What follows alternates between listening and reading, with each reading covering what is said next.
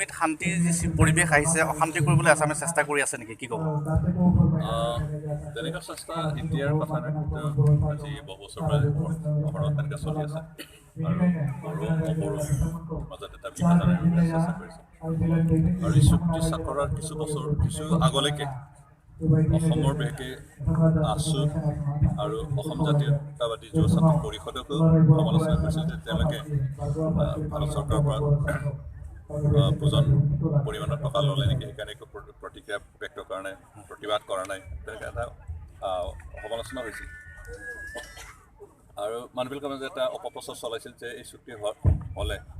বড়োলেণ্ডত থকা যিখিনি অনাবড়ো লোক তেওঁলোকৰ ওপৰত হেৰাছমেণ্ট হ'ব তেওঁলোকৰ ভূমি কাঢ়ি লোৱা হ'ব তেওঁলোকক তাৰ পৰা উঠাই দিয়া হ'ব তেনেকৈ এটা অপপ্ৰচাৰ চলাইছিল কিন্তু আজি চুক্তি স্বাক্ষৰিত হৈ যোৱাৰ পিছত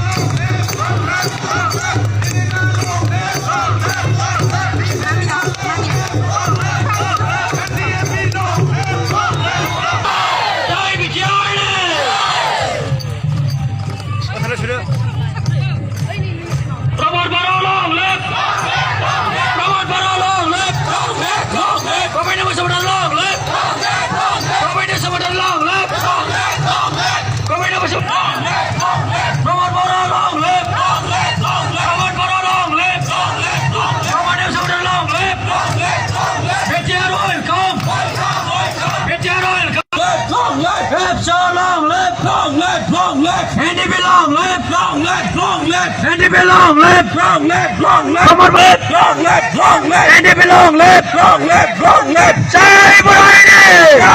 Jai Burhani, Jai Burhani. Kita bincang mengenai Sofiba,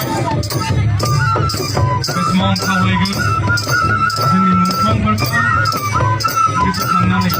jadi baru saja nak hari.